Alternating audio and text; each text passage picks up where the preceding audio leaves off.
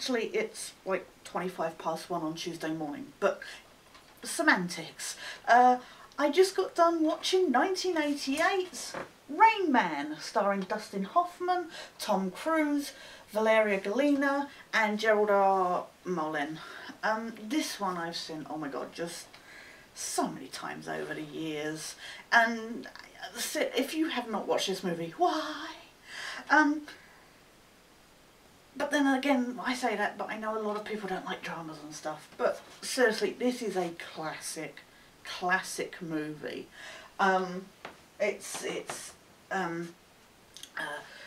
It tells a story of Charlie Babbitt, who's this hotshot yuppie car dealer, and his dad dies. His dad, who didn't have much to do with it all, and you get this feeling as well that Charlie has this. He's not very good expressing himself, like with his girlfriend. That he doesn't really talk with her properly about anything, so he goes to his father's funeral and he's all like, oh, whatever, you know, and then he goes to the will, discuss the will, and you learn that he finds out that he got left this old car and some roses or something, but all the money that his dad owned, that his dad left, sorry, like $3 million, it's all been left in the trust fund. So Charlie, completely put out by the fact that he didn't get any money, even though, you know, he had nothing to do with his dad, he wants that money and he wants to know why somebody else is getting this $3 million and he's not. So he goes in search and you know, finagles the information out that this $3 million has been put to somebody that's at this hospital, Walbrook. So he goes there to investigate, and he's trying to find out, and he meets Raymond, who's the beneficiary, and he doesn't understand why. Well, actually, he doesn't meet Raymond originally. Charlie goes to the doctor as discussed, and he was like, I want to know why this money's been left to somebody here or whatever. And while he's talking to the doctor, Raymond, played by Dustin Hoffman, is wandering around the car that's been left behind. And he's like, oh, I've driven this car, blah, blah. And the girlfriend who sat in the car, she's like, you've driven this car? And he's like, my dad lets me drive. He's, you know, this and the other. He lets me drive on the driveway very slowly and stuff. So Charlie comes out completely unsatisfied in that, and he's confused by Raymond. So he's like, what are you? Get out and stuff like that. And Raymond's like, you know, reeling off facts about how he drove the car and about the owner of it, and you know, and that his dad and Charlie's like, that's my dad, you know, this happening. Where's your mum? And then he discovers that Raymond, from the doctor, that Raymond is actually his brother, his much older brother. So Charlie sees, once he starts learning that Raymond is autistic and what that means and stuff, he's so frustrated, he doesn't understand, you know, he keeps using that retard word, which is not one you know, nobody likes that word and stuff, but, you know, he keeps using that word over and over again and stuff. What he does is, with a promise of taking Raymond out, he essentially kidnaps Raymond from the hospital, and tells Dr. Brunner, played by Gerald R. Molin, that if he wants Raymond back, he will give him at least half of the $3 million, like 1.5 million. So, you know, the doctors are like, what? And the girlfriend, once she realises that this is what Charlie has done, that Raymond is essentially being used as a pawn, she's like, I'm not having anything to do with this.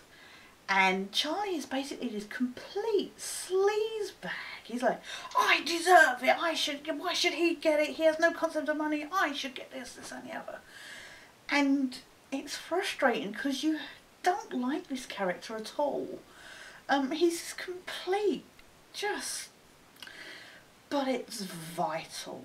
It is so beyond important that he is like that, because then they need to go back to LA, where Charlie's business is. Except Raymond refused to fly, so they end up on the road. But then Raymond doesn't like being on the highways and stuff, so they end up going back roads. So this is essentially a road movie. It's not a lot of people, I don't think, when people say road movies, it's easy to forget this one because it's more of a drama, and I think people don't think of it and go, oh yeah, that's one of those road movies, and road movies is all about, you know, like the music on the radio and stuff like that, and you know, there's different road movies, so there's different elements, but I think a lot of people forget that this is at its core a road movie, that it is a journey, a long journey from one point to the other, and on that journey characters go through their own psychological, metaphorical kind of journey, as they change and grow and stuff like that. So yeah, this is like I say, this is a road movie where you see Charlie and Raymond interacting. You see Charlie learning about Raymond, especially when he then realises he thought he didn't have a brother. He's under the impression that this has been kept secret from him and stuff like that. And then he learns that actually, like, what he remembers from his past, somebody who used to sing to him when he was a baby called Rain Man. And then he learns that actually Rain Man is what he tried saying when he tried saying Raymond and said Rain Man instead. So in his head he thinks that the Rain Man was an imaginary character from when he was a kid, but actually it's just he has these residual memories of his big brother. So yeah, it is so, I could go on about this for ages. I mean, like I say, that is the main core of the story, basically. And then as you realise, actually, you know, it's not good for Raymond to be with his brother, and that it'd be better for him to be at a hospital and stuff like that. But Charlie is still fighting for him because he realises that actually he wants to spend time with his brother and get to know him. And even though Raymond can't connect on that same level, you see this flicker every now and then, and it's just, and I cannot just, this movie has, and primarily, by far, Dustin Hoffman is the reason this movie works so well. Dustin Hoffman is easily one of my favourite actors of all time. I know I've mentioned that before when I did Straw Dogs. But he is one of those people that I can watch in any role and I don't go, oh, that's the so-and-so from so-and-so, or whatever. I am so engrossed in his characters because he just puts so much into them. And Raymond, oh my god, I just get so emotional watching this movie because his performance is so profound and overwhelming, and you feel like you're watching, a real autistic person in that role. I don't know how much kind of research and stuff he did, so, but there is just the way he talks, the way he holds himself, the way he looks off and stuff like that. If this was done by a lesser actor, the whole movie would have fallen apart. And that's not to say that Tom Cruise isn't good at his role and stuff, because seriously, like I say, I hate that character at the beginning. He is a total douchebag. But by the end, you see his reasons, and you can see how a certain lifestyle has brought him up a certain way, and that. But you see him adapting and not necessarily learning a lesson, because he doesn't really do that, but you see bits of him chipping away, this hard outer shell, you see it being chipped away. And I think the thing is a much cheesier movie would have had, say, Raymond have more of a, like at the end, say, have more of an emotional you know, like being hugged and hugging and stuff like that. And that's not the case. This movie doesn't do that. you know, Charlie doesn't suddenly turn around and be, he's understanding, but not, it's not over the top. You still feel that there's this slight misunderstanding and stuff like that. Not, he knows more about his brother, you know, in the 7 days that they spend together, but you can understand that there's still some limits, and he's still, you know, so it's not, the ending is not overly cheesy or overdone. But like I say, what I'm saying about Dustin Hoffman is not to put down Tom Cruise, because he is excellent in this role. I think the problem is he's gone on to play quite a few sleazebags. So you start kind of seeing him as that kind of character, and it gets a little old. But this one he's really good at, and like I say, he does have that heart and sentimentality as you get further through. But Dustin Hoffman steals the show, and like I say, because that character is such a core part of this movie, like I say, if another actor, some of the screaming and the fits that he has and stuff, they don't feel over the top, they do not feel hammed up, they feel natural. And I think somebody who wasn't as good as acting, it would have felt, you would have been laughing your butt off watching it. You would just go, oh my god, seriously. And the whole movie would have just lost any emotion, any heart, anything that would make you care about it. Because obviously these two people are the main characters. They carry this whole movie throughout. Yes, you have the girlfriend. Yes, you have the doctor as well. You even have Michael D. Roberts turning up as this kind of nurse person at Walbrook, who Vern, that Raymond gets on with, you know, because that's somebody who knows a lot, you know, is known for not like 9 years or so.